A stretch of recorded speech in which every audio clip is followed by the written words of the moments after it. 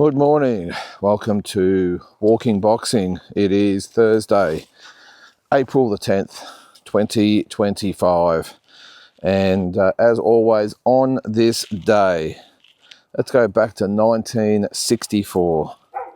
In New Orleans, Willie Pastrano knocked out Argentina's Gregorio Parecia in 6 rounds for the WBC light heavyweight title.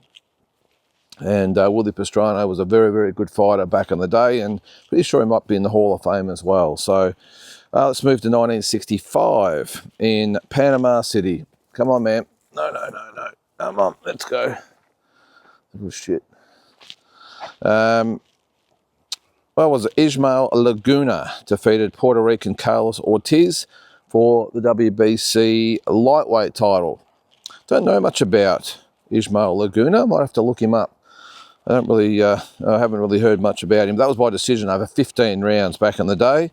1992, well, I'm very familiar with this guy, the Hawk, Julian Jackson, defended his WBC middleweight title with a 5th round knockout of American Ron Collins. Now that was in Mexico, by the looks of things. Then in 1992, what do we got here? Julio Cesar Chavez, the great Julio Cesar Chavez, defended his WBC super lightweight title with a 5th round knockout of Puerto Rico's Angel Hernandez. 2004, American Corey Spinks, defeated Zab Judah by decision in Las Vegas at the Mandalay Bay for the WBC welterweight title. 2010, Andre Berto defended his WBC welterweight title by knocking out Puerto Rico's Carlos Quintana. Remember that fight?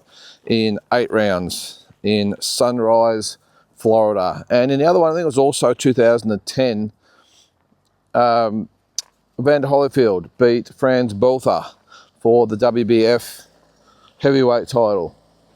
So plenty going on in this day in history. Some days you get a fair bit, and other days you don't get much. Now, one thing we did last night, thanks to everyone for joining in the show, we did the first In Focus show. Now, what it is, it's about picking a fighter, a current day fighter, and matching him up with some of the great fighters of the past. And last night we did Alexander Usyk, and we matched him up with, well, we give a bit of an overview of his career, just a quick one, just his amateur career, his professional career, and the highlights of what he's done through his journey. And then we match him up with 10 fighters from other eras. Now, I did note I didn't do, the likes of Dempsey and Marciano and Jack Johnson, Joe Louis, those types of ones, because it's really hard to match guys up, I think, from this era, from guys right back then. So, come on, you're being silly now, buddy. Come on. Getting a bit rambunctious today. But what we did is match them up against the best that I could, probably from the 70s onwards. And I'll go through the results and who I picked. It was really good to get a few people that looked on and or watched and gave their verdicts as well. Come on, man. So I'm going to quickly go through those matchups and who I picked, and then give the poll scores as well. For those of you that watched it last night, of course, I won't go through it in detail. I'll just give a quick rundown, then we'll move on. The first one we had was Buster Douglas, and 100% of people went for Alexander Usyk to beat Buster Douglas, as did I. Then we had, well, just go through them. I've just got them random here. Larry Holmes. I picked Larry Holmes to beat Usyk, but 55% went for Alexander Usyk over Larry Holmes, which was really surprising. Lennox Lewis. I went for Lennox Lewis to beat Alexander Usyk, and 64% agreed with me. 36% went for Usyk. For Vladimir Klitschko, I picked Alexander Usyk. So did 64%, and 36% went for Klitschko. Joe Fraser. Now, this one for me was quite easy, but I thought he'd actually stop Usyk, and 64% again thought so as well, and 36% for Usyk. Seems to be the common theme, doesn't it? Sort of 2/3 for one and 1/3 for another. Riddick Bowe. I actually picked Riddick Bowe to beat Alexander Usyk as well, but 73% thought that Alexander Usyk would actually beat Riddick Bowe. Big George Foreman. Well, again, I thought this would be a pretty easy one. I thought Big George. This is the thing too. There's a bit of an asterisk beside this because, of course, he had 2 careers. Now, I didn't actually stipulate that on the poll. It was just really a picture of George Foreman back in the 70s. I think that George Foreman beats Usyk by knockout. But I think the 1990s version, I think that Usyk would actually beat George on points. So I'm going to go by the 70s version based on the picture I put up on the poll anyway. But yeah, 73% said that George Foreman would beat Alexander Usyk. Evander Holyfield, this was probably the best one, I thought, of all the matchups, the more even matchups, because, of course, they were both undisputed cruiserweight champions and then both heavyweight champions, and very, very similar, sort of similar styles, I suppose, but not surprisingly, 50-50 in that one. I did pick Evander Holyfield, by the way. I thought I just thought him being well, it was hard to put my finger on it. I suppose you've got to pick something, so I went down to his grit, his heart, just his grunt to get through the fight and just being able to dig a bit deeper. So I went for Evander, but not going to argue with anyone that picked Alexander Usyk. So that was 50-50, the only 50-50 fight we had. And then we had Mike Tyson. Had to throw him in there, Iron Mike. And I thought that Mike Tyson would... This is 1988 prime Mike Tyson, by the way, not the later version, and definitely not the most recent version. But this is the 1988 version that knocked out Michael Spinks. So I thought he would knock Alexander Usyk out, and 64% of the voters voted for Tyson, 36% for Alexander Usyk. And then the big one, Muhammad Ali.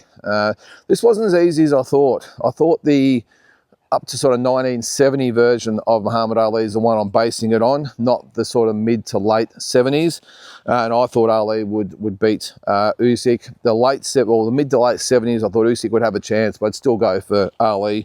82% thought the same way and said that Ali would beat Usyk. But surprisingly still, 18% went for Alexander Usyk, which does surprise me that, I mean, we only had about 30 people vote per fight, probably the same 30, of course. I probably went through all the pages and voted, but still gives you a bit of an indication of what people are thinking. The fact that 18% still thought that Usyk would beat Ali was 18% more than what I thought anyway. So yeah, it's an interesting thing, and I love doing it. I'm not sure what the feedback will be like, but the people that watched it live seem to enjoy it. And I just think it's just a good way to break things up. And I've always said that, I'm not going to just do what all the other boxing channels do, because, well, then why bother? So I thought we'd do something a little bit different, and who knows, there might be some other shows that I throw up that might be a little bit left to centre as well. But it's a little bit of a take on dream fights, and I've done those in the past a lot. But rather than just picking sort of one fight and sort of analysing it to death and going over it back and forth, I think just picking 10 fighters from just the different eras around that fighter is probably the best way to go, and just give an indication. A quick one, and a lot of people thought it was very tough. It's quite easy, and this is the thing I said last night with Alexander Usyk. After his wins over Joshua, Fury, and even Dubois in there as well, plus what he did at cruiserweight, a lot of people saying he should be ranked in the sort of top sort of 5 or 6 heavyweights of all time based on those wins. But you put him up against these other fighters, and it's not that easy. And some of these weren't even really in the top 10 of all time. So, I mean, out of all the fights that we had, let's just quickly go through who voted for Usyk, the ones that he actually won. So that was 0-1, 0-2, 1-2, 1-3, 2-3, 2-4, 3-4, 4-4. There must be one that I missed there, actually. Which one did I miss? There must be one that I missed, because there's only 9 fights there. Which one? Klitschko, Holmes. No, I think I got them all. No, anyway, so I think it was 4 wins, 5 losses, and a draw for Alexander Usyk in all those. I think I got them all. I must have miscounted there. But anyway, so next week we are going to do, I think I'm going to do someone like Terence Crawford. We've done I'm going to probably start with the top 3 pound for pound fighters at the moment. We've done Usyk, we'll do Crawford, then we might do Naoya Inoue, and some great fighters around those divisions. I mean, even with Terence Crawford, look at the names he's had from lightweight well, I'm not going to say 154, but from 135 to 147. Duran, Leonard, Whitaker, Mayweather, Zhu, De La Hoya. I mean, just some fantastic fighters there. So we're going to match him up with some of those guys and see how he would have went. And I'm just picking a few. I mean, there's even guys like Ricky Hatton and those types of guys who would have been a really good fight for Terence Crawford. So we'll do that next week. All right, on to today's news. As Neil just does his stuff there. Yep, good boy. Let's go, man. The TKO with Dana White and the TKO is back in the news again. G'day, mate. How you doing?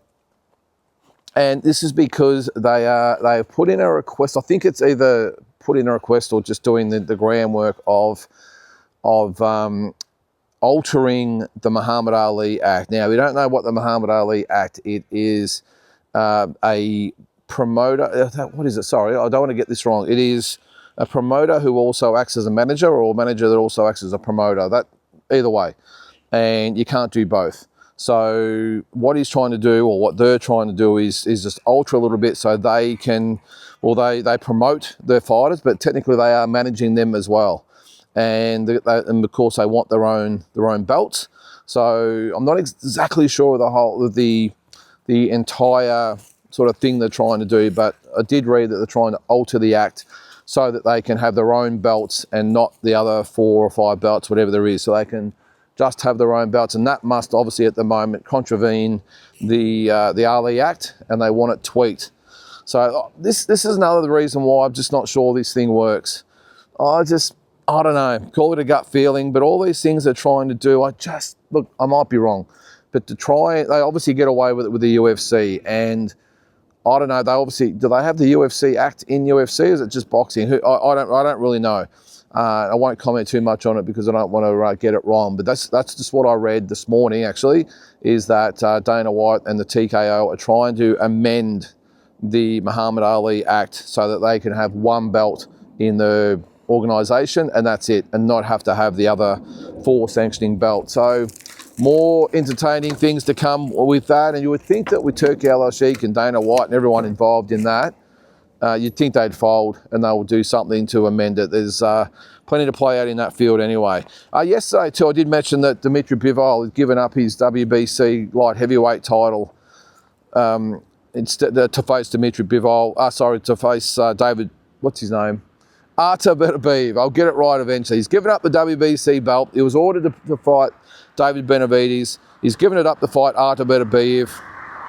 And I'm surprised by the backlash that he's got. Now, I understand that David Benavidez deserves his shot and he's done more than enough to earn these big fights. But I don't understand the backlash that Bivol is getting for choosing to fight Artur Beterbiev. Now, for starters, he does what he's told. So if Turki Al-Sheikh wants him to fight Artur Beterbiev in a trilogy, we can bet your bottom dollar that he's going to fight Artur Beterbiev in the trilogy. It's just the way it is. But the people saying, oh, he's turned down $8 million and what is he thinking, and he's scared of David Benavidez. Just look at it fourth dimensionally, okay? Too many people look at things one dimensionally. Now, on the surface, David, the monster, the Mexican monster, Benavidez, what a scary guy, and he's avoiding him and all that. In this case, it is strictly a business decision. Now, he's obviously fighting Beterbiev because that's what Turki Al-Sheikh wants. But I've got a feeling that the money would be more than $8 million to fight Beterbiev. Turki Al-Sheikh would have just made it that way. And not to mention that if you look at it, that if he does beat Artur Beterbiev in the trilogy, well, doesn't it set up an even bigger fight with Benavidez for all the belts in the next fight? So why run the risk of, yes, he gets an $8 million fight with Benavidez, but if he loses, well, then what happens? He might get a rematch maybe, but that's probably about it. But if he fights Beterbiev, he probably makes 10, then fights Benavidez and still gets the 8. So whether it's fans or reporters or whoever it might be, they all just sort of jump the gun and just don't look at it properly, in my opinion anyway. I just think it's a smart business decision by Bivol. Benavidez is going to be there for a long time. He's probably going to defend it in the meantime. Looks like it might even be Callum Smith. He gets a win out the way. Bivol settles the trilogy with Beterbiev, and then we have an even bigger fight where they make even more money. So yes, okay, it's turning down $8 million, but I think he'll make at least that against Beterbiev, and then he might even make more than that if he fights Benavides next year. So I think we just got to look at things more laterally, I think, rather than just, as I said, one-dimensionally. On the cruiserweight scene too, I did see that Ryan Riziki has pulled out of his fight with Badou Jack on the Canelo undercard. Now that card's looking really thin at the moment. It looked thin anyway. We've got the Munguia and is it Kashashi? What's his name? What was his name? The guy that knocked him out, whoever it is anyway. So that's the main support.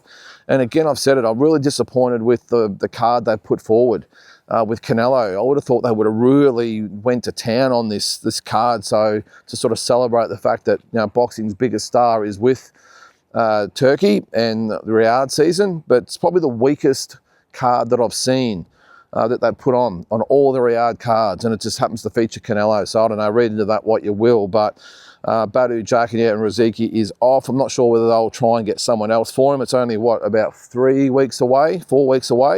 So not a lot of time.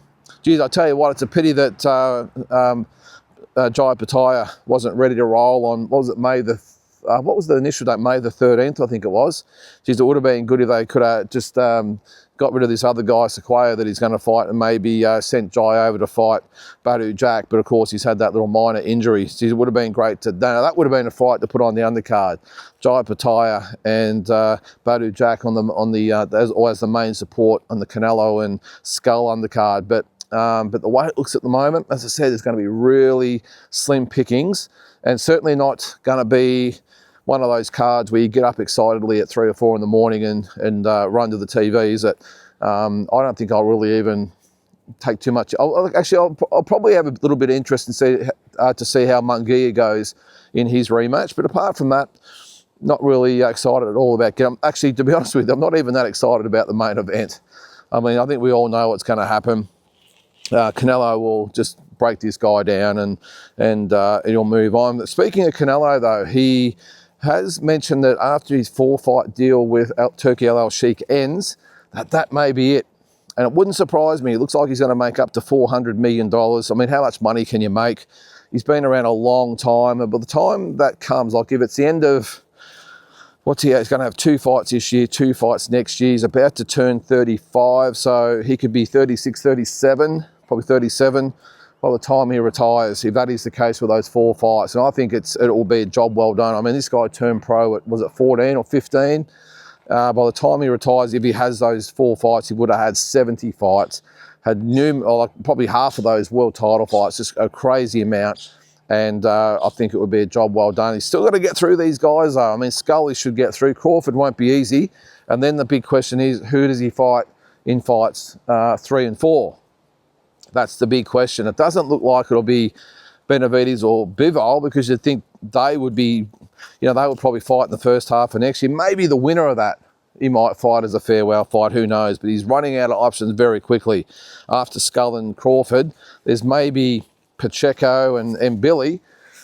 Is that really, are they sort of really the exciting fights that he's going to want to go out on?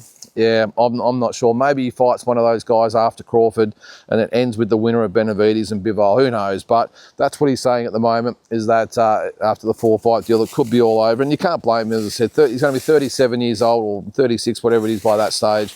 Probably worth $100 million or whatever, $700-800 million. It doesn't matter really at that point how many millions of dollars you got when you've got that amount of money with so many zeros behind it. But as I said, good luck to him if that is the case, because he's more than earned it. And I will say, as many knockers as he does get, he will be missed. Just like Mayweather and Pacquiao and De La Hoya and all the fighters that are gone, he will be missed. So anyway, we will see. But that will do it, guys, for today. Give me your thoughts on the Usyk fight, and we'll look forward to seeing you tomorrow.